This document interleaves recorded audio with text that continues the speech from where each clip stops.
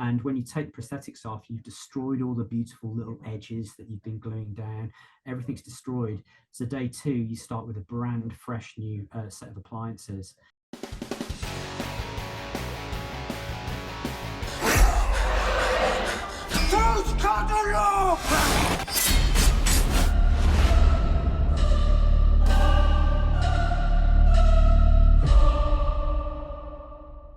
Hi, Barry. How are you today? Good, thank you. How are you, Lupe? You okay? Good. Yes, I'm good. Are you currently working on a project? I know some of the talent from the behind the scenes people are working on projects right now. We are. We've been very busy actually. I mean, we've been really lucky actually. As we finished Rings of Power, it was just as the strikes were happening, which was around about May, June last year. So we finished, had a well-deserved holiday, and just came back to prep immediately on other projects. We started back up on the second season of The Last of Us for HBO, and Stranger Things 5 for Netflix. We started back. So we wrapped on The Last of Us about 2 weeks ago, and we're still going with Stranger Things 5, and then we have a couple of other things we can't talk about. Yeah, I was gonna say, I was looking up at your filmography and I was like, he's a busy man. House of Dragons, Stranger Things, Lord, Power of the Rings. Like, wow. So you go from project to project to project, basically.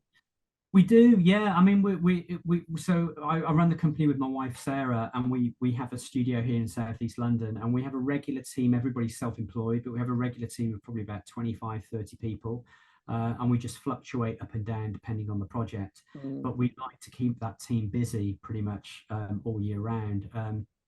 But yeah, sometimes it drops a little, but we are constantly working. And then for something like Rings of Power, we peaked at just over 100 on our team, I think. And that was sort of in our studio building and making all the prosthetics, and then the on-set team applying all the prosthetics as well. So it was a mammoth undertaking for us.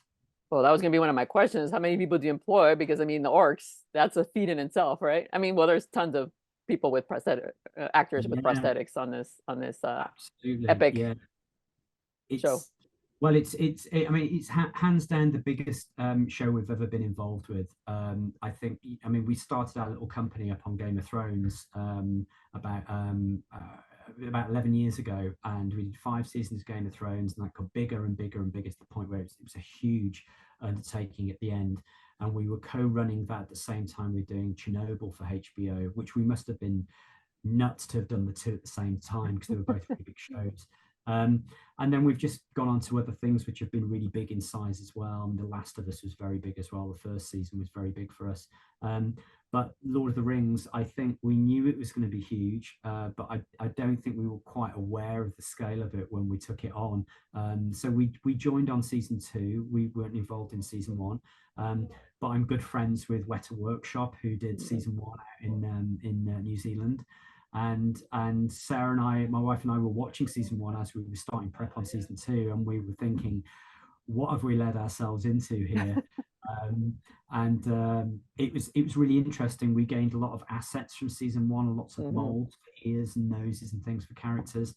But the majority of the orcs, which were really going to be our biggest push, really, we started from the ground up, because predominantly all the hero orcs in season 1, there were a handful which were for prosthetics, but they were pretty much killed off in season 1.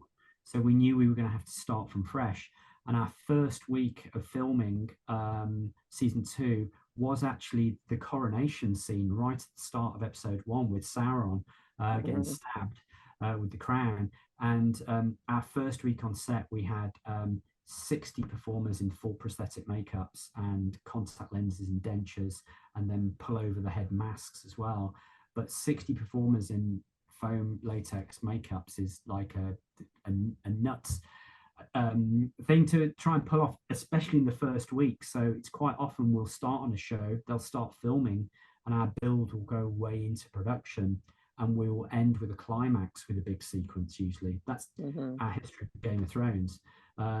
But with Lord of the Rings, it was like in at the deep end, and it was like, oh my God, we've got all these characters to start off with. So it was a huge push for that first sequence. But I think the relief to film that scene at the start and just see the dailies, but be there seeing the monitors and Charlotte, who's the director of episode 1 as well, she would end every day with just going along like this kind of line of sort of motley crew of orcs doing these incredible close-ups, and we were just over the moon. So it was super exciting for us, really exciting.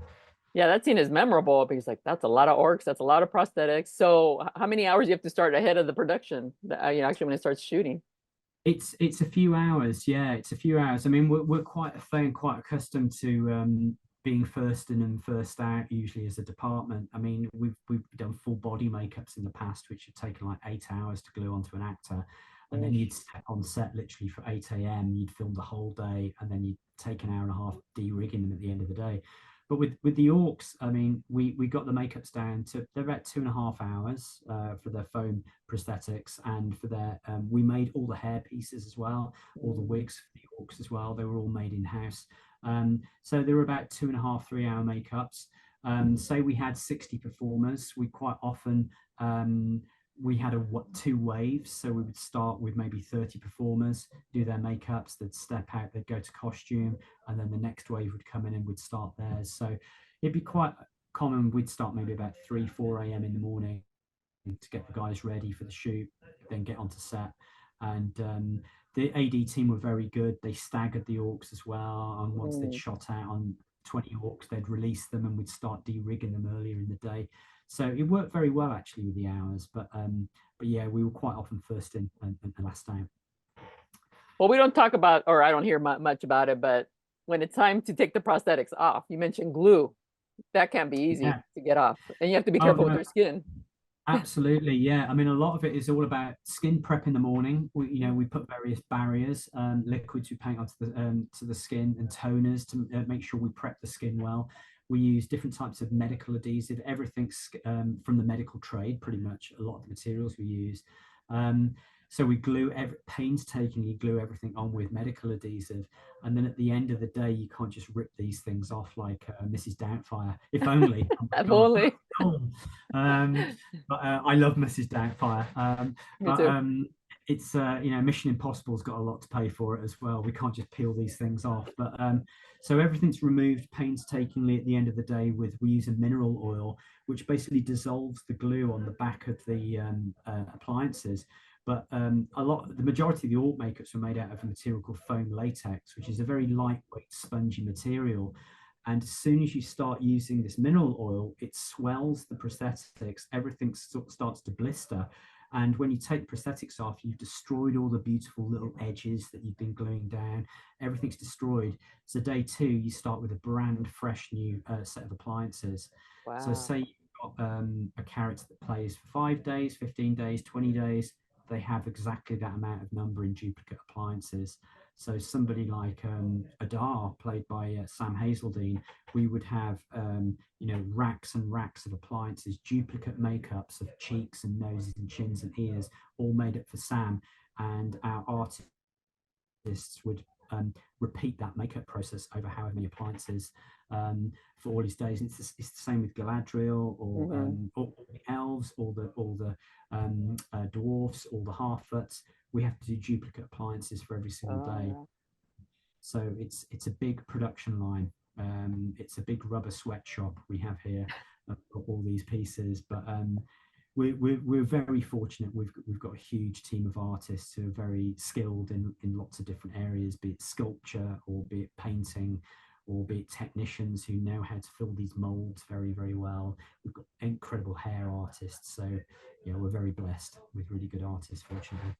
And my last question, how does 3D printing figure into your profession? Does it help, or is it used? I mean, is it used in your profession? A really good question. It's really apt for this project as well. So 3D scanning and 3D printing is something that's been starting to come into our world over the last sort of 5-10 years or so. And Sarah and I, we always say we were kind of last on the bandwagon to jump on it, really. And I persuaded Sarah just prior to the Rings of Power we invested in 3D printers, and we bought our own scanners. I mean, prior to Rings of Power, we used to just do what's called life casts of actors, where we'd use like a silicone material to paste over the actor's skin. Then we'd reinforce it with like plaster of Paris bandage. It's quite a claustrophobic process for an actor to sit there for 20 minutes with their eyes closed, their mouth closed. And you could very commonly get panic attacks, but we now use handheld scanners, and we can get really high detailed scan actors.